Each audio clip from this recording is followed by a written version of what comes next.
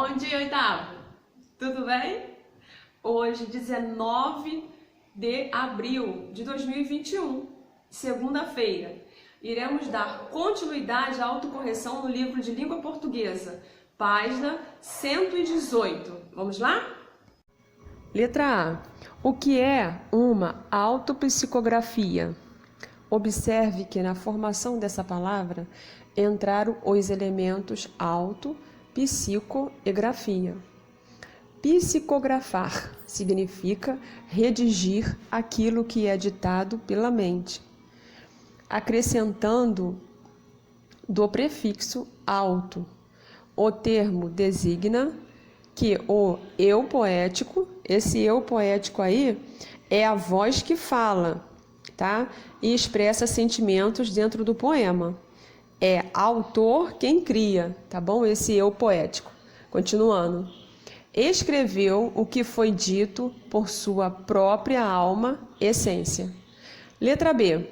Com base na questão anterior, diferencia biografia de autobiografia. A biografia é a obra sobre a vida de uma determinada pessoa, geralmente produzida por escritores, jornalistas e historiadores. Já as autobiografias ou os livros de memórias, apresentam as impressões pessoais de uma pessoa sobre a sua própria trajetória. Letra C. Na primeira estrofe do poema, há uma oposição. Oposição é se colocar contra algo ou alguém, tá bom? Continuando. Ao que o título dá a entender. Que oposição é essa? Quando afirma que o poeta é um fingidor. O eu lírico assume a inverdade daquilo que está sendo dito, o que não significa que ele está livre do sofrimento, mas sim imita por meio dos versos a dor que deveras sente. Ou seja, o escritor sofre, condição necessária para o fazer poético, uma vez que a arte é a expressão da emoção, do sentimento. Qual é o tema do poema? O tema consiste na criação do poema, como resultado do fingimento, do eu lírico, né? Essa parte aí do eu lírico é eu poético ou sujeito lírico, tá bom? Utilizado para indicar a voz que enuncia o poema. Número 9. Qual é o impasse vivenciado pelo eu lírico durante o processo de criação? De novo aí, né, a palavra eu lírico. Então, eu lírico aí é eu poético ou sujeito lírico, utilizados para indicar a voz que enuncia o poema. E essa palavra aí também da questão número 9, impasse, é algo muito difícil de se resolver, tá bom? Voltando agora para a resposta. O impasse consiste em o eu lírico fingir que está sentindo o que realmente sente. Número 10. Leia atentamente as afirmações abaixo relativas ao poema. Essa palavra aí, relativas, é que se refere a algo ou alguém. Então, nas três opções aí, nós podemos ler, aí tá, no enunciado, o poeta, o poeta, o poeta. Não é isso? Relativa que se refere a algo ou alguém. Então, aqui está se referindo o poeta. Assinale a alternativa correta. Será a letra A. Apenas a afirmação número 1 é verdadeira.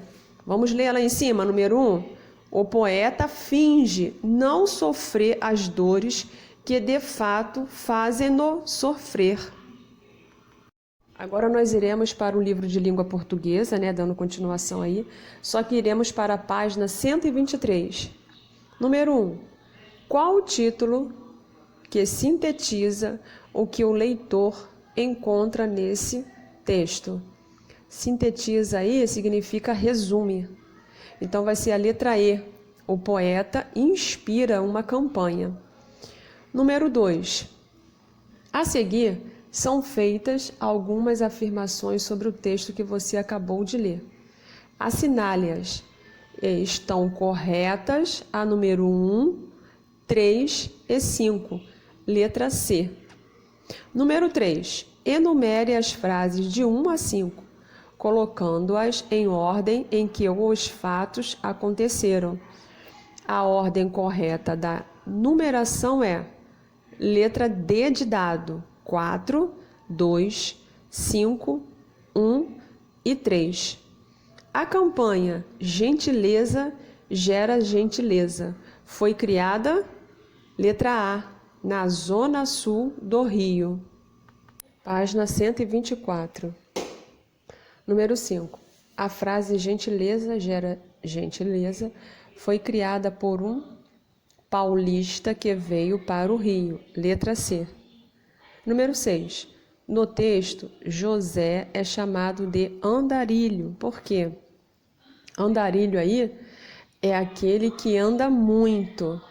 Então é a letra E. Passou a circular pelas ruas da cidade. Número 7. A necessidade de resgatar o sentimento fraterno do carioca. Nessa frase, a palavra destacada significa o mesmo que recuperar. Número 8. Assinale a alternativa que apresenta voz passiva. Voz passiva é a maneira de como o verbo se expressa, tá bom? Em relação ao sujeito. Então, vai ser a letra D de dado. A campanha Gentileza Gera Gentileza foi criada por cariocas da Zona Sul. Número 9. O objetivo da campanha Gentileza Gera Gentileza é fazer com que os cariocas, letra B, sejam mais gentis nas atitudes. Número 10. O contrário de gentileza gera gentileza é violência gera violência. Letra B de bola. Página 125. Número 11. Entre as afirmações abaixo, assinale aquela em que a voz passiva não se relaciona ao texto. Então, aí a voz passiva, nós já vimos, né?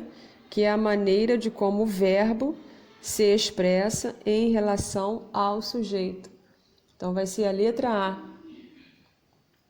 Um jardim foi plantado por José Datrino para se tornar profeta.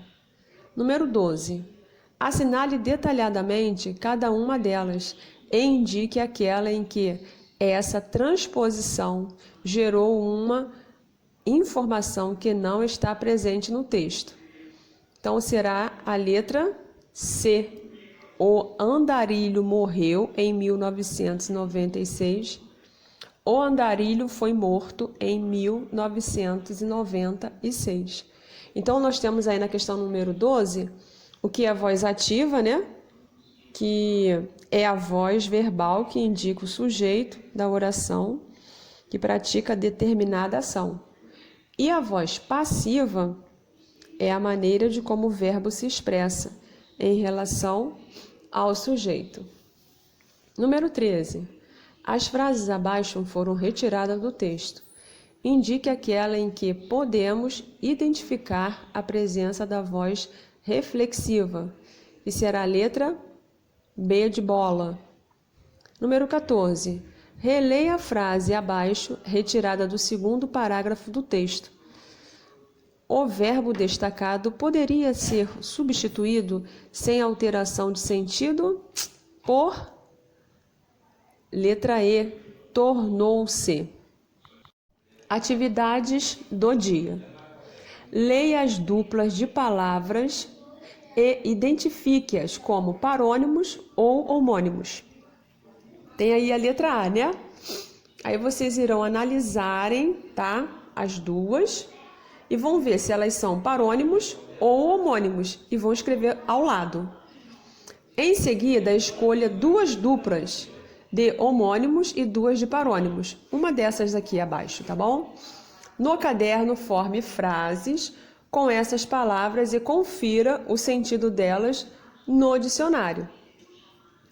Também ainda em atividade, no livro de língua portuguesa, páginas 142 e 143. Terminamos por aqui. Beijos, fiquem com Deus.